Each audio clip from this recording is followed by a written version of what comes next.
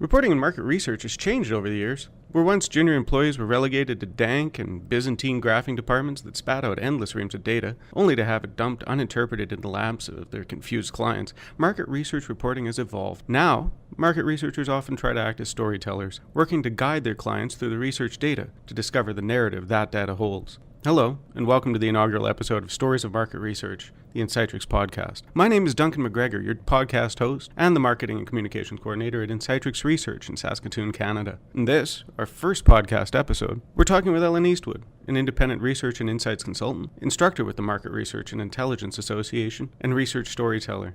She joins us by phone from Toronto, Ontario, to discuss how insights reporting has changed over recent years. In our conversation, we cover topics like why these changes have occurred in the first place, what the changes have meant to research firms, client-side engagement, and much, much more. All coming up next on the Stories of Market Research, the Insightrix Podcast.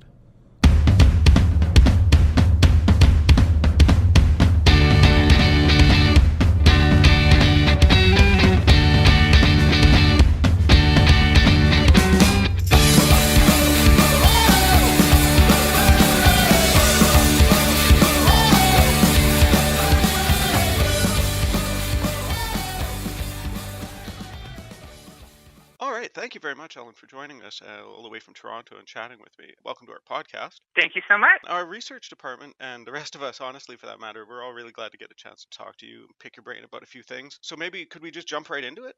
Absolutely. Excellent. Maybe you could give us, our audience, an idea of who you are, some details about your background? Sure. I've been in market research for about 17 years now, and I spent a lot of time in this kind of small boutique generalist firms that are going the way of the dodo. Most of the generalist firms now are larger, and the smaller boutique firms tend to be more specialized. But I came up in this industry back when you kind of owned a client relationship and not a certain type of research. So as a result, I've done all kinds of research. I do qualitative, quantitative, brand, UNA, customer experience, you name that type of research. So when I went freelance back in 2013, everyone, when you go freelance, they want to know what your specialty is. Mm-hmm. And the challenge for me is that I'm a generalist.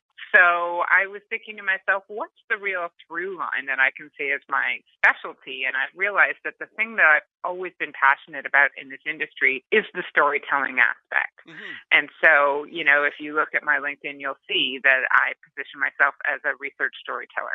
Yeah, I've actually seen a lot of places, you describe your specialty as delivering strategic analysis that is relevant, digestible, and easy to apply.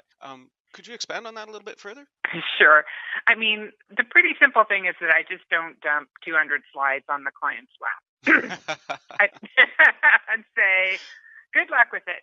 I've described it before as the work version of the Da Vinci Code, where you stick someone with like 200 slides worth of bar charts and then say, good luck with that.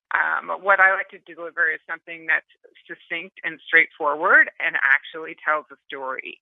In my mind, market research is not actually the answer. It plays a support role in business strategy. So I basically make sure that my clients are aware of the lay of the land so that they can make the business decisions they need to make. So what other changes have you noticed in reporting format, like length, visuals, that kind of thing?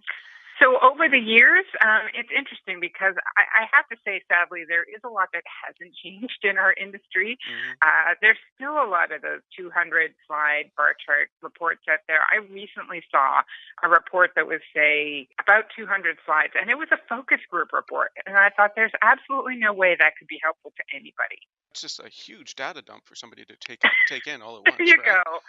And I think that you've actually hit the phrase on the head with the idea of data dump, right? So, I mean, if anything, what we've done is we've started shifting away from the data dump into a more strategic, almost like a professional services type reporting style, where things are a little bit more shorter and more professional, less dependent on numbers, and more dependent on story. I've also seen more of a willingness to go into kind of identifying how target markets break out, short of having like a really formalized segmentation. Something where we are going, we're seeing a real difference between these two or three groups based on, say, their lifestyle or their life stage or their attitudes. And here are those differences that we're seeing. It's that idea that the market is not homogeneous, that there are a lot of different segments out there. And I think that market research has started to be, or not started to be, but it's moving along that evolution of recognizing that more and helping to identify that for their clients.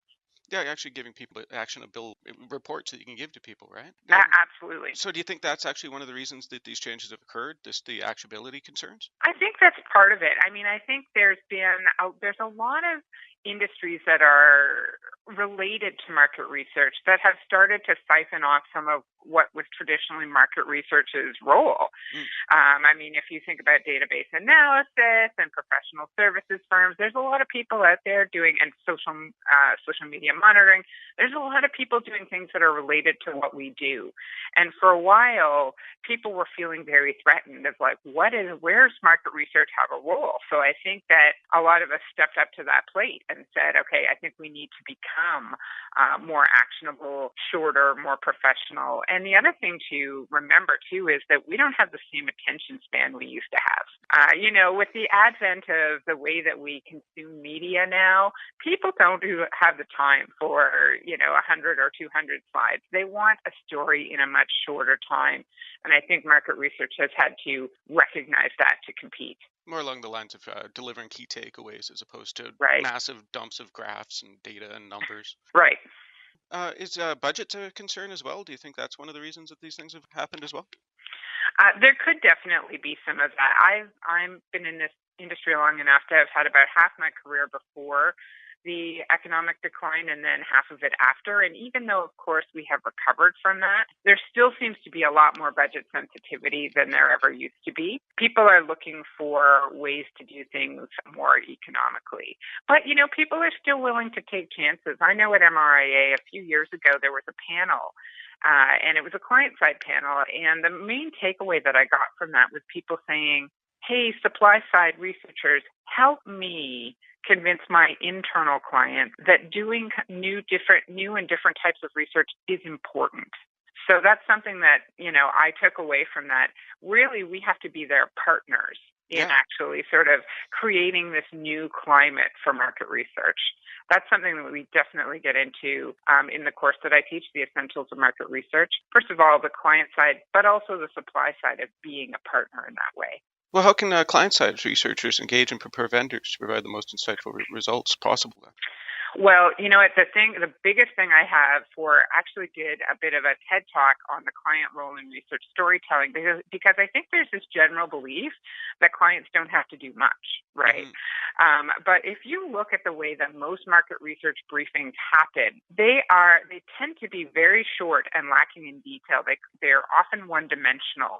Okay. If you compare it to an ad agency briefing and the kind of multifaceted, they'll go through the history of the company and the goals and the mission and the brand architecture, and here's the profile of our consumers, et cetera, and so forth. And I always sit there thinking, why don't we get the same kind of briefings in market research? And there's a couple of things happening there. First of all, I actually spent a few years client side and realized how tough it is to get a good briefing from your internal clients, but also that we don't really spend a lot of time on briefing skills and just how important that is. To my mind, there are two facets of storytelling that are critical to telling a good research story, and one of them is the briefing.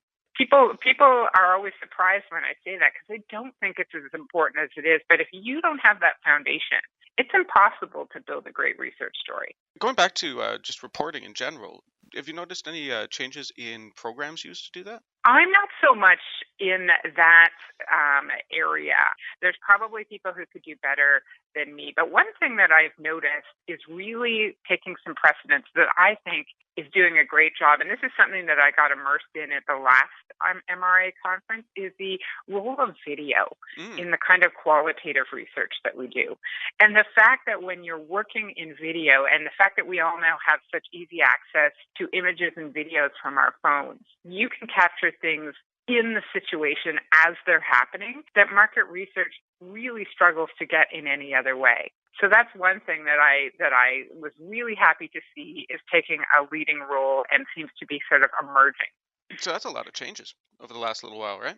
There are. Now, I have to say that there are a lot of people who are not making these changes too, Okay. right? So, I mean, it's taking a while to get these changes going. I'm not trying to suggest that in the past 5 years, all research reports have completely changed, but there are a lot of changes going on out there. So what's that mean to market research firms, like skill sets for looking for new hires? What should be market researchers be looking for? So one thing, that's a really interesting question. One of the things that I think a lot of market research firms don't do is take into consideration the importance of intrinsic motivation, the idea of wanting to have people in your firm who are really interested in human behavior. The real motivation to great analysis is if you really are interested in why people think what they think, say what they say, and do what they do, and why sometimes what they say and what they do is different. You bet. And that's where video can be a real help too. Yeah, I bet. But it's interesting because I this is many years ago now, but I interviewed at an organization, and they did not hire me because they deemed my SPSS skills not up to snuff. And I thought, that's so, there's no forward thinking in that, because you can teach SPSS skills very easily. It is far harder to teach people to care about people. And that's what makes a good researcher, is someone who's actually kind of interested in well, why would you buy that? Or why wouldn't you buy that? Or what are the barriers to doing that? But I just think the idea of moving away from the actual hard skills that someone has that you could easily teach in-house, and thinking about what are the soft skills, those are so much more difficult to teach. So if you're looking to adapt, say, your research staff to this new style of reporting, what advice do you have adapting them to a style of reporting they're not used to? What I find is interesting is that it doesn't actually take a lot of work with people to get people to kind of adapt a different style, because it is so much more interesting to actually be looking through data in the manner of pretending that you're a private detective almost than it is to be focused on slapping down graphs and being focused on formatting.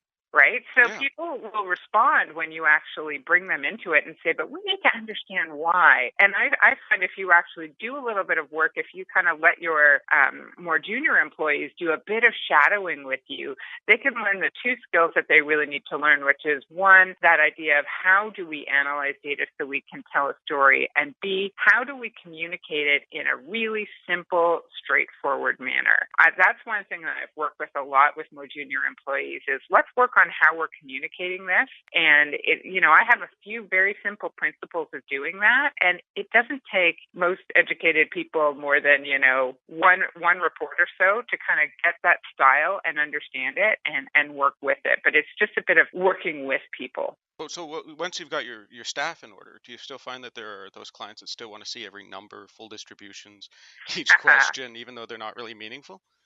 Oh, almost every client. Oh, really? And it's not so much that they necessarily want to see it. They want the insurance, right? They want to know that if someone comes up to me and asks the X, I have the answer. So what I propose in my course is to really kind of change up the way that we present so that you have a main body report/presentation, and then you have an appendix. And the appendix is everything that's not actually adding to the story. But then they have it there so they feel comfortable, but you also have a main body story. So if they want their reports turned around more quickly, though, how would you balance the speed and the quality of that reporting then? It can be a struggle. One of the things that I tell people is that, because we do hear that a lot, right? We have to be faster. But the thing is that strategic analysis, you can't run it through a program and get it. That is a human ability that takes time. You actually have to know what the data says before you can actually create a story with it. So it does take time. And for me personally, I am an independent. So, my response to that is I only take so much work at a time, because I can only manage so much work at a time. It would be up to firms to figure out how it is that they do that. There are some ways to simplify that. Some of the things that we don't really think about is taking a little bit of time with our tab specs if you're looking at, quantitative data, and setting it up that you can actually see comparisons very simply and easily so that you don't have to be searching and sifting. I think a lot of people don't really look at the kind of banners that they could be using. If you look at attitudinal as a banner or a behavior as a banner, then you can very quickly compare people who are doing things versus not in all of these different ways. But if you don't really think about that, then you're going through and you're doing a lot of sifting and finding, right? Some of it has to do with being proactive.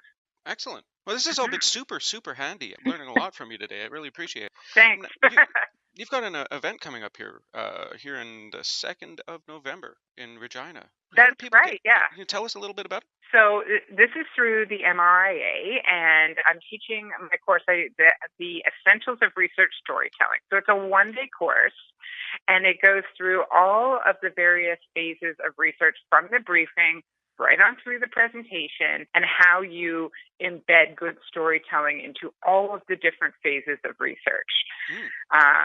So it's very simple to take a look at what it is and to sign up. You simply go to the MRIA website. Okay. MRIA/ARIM or something like that. There it is. Yeah, it's www.mria-arim.ca. Or if you just want to Google it, just check out MRIA events, and it'll bring you right up there. That's right. And I think even if you Googled MRIA and storytelling, you'd probably come right to the page. Excellent.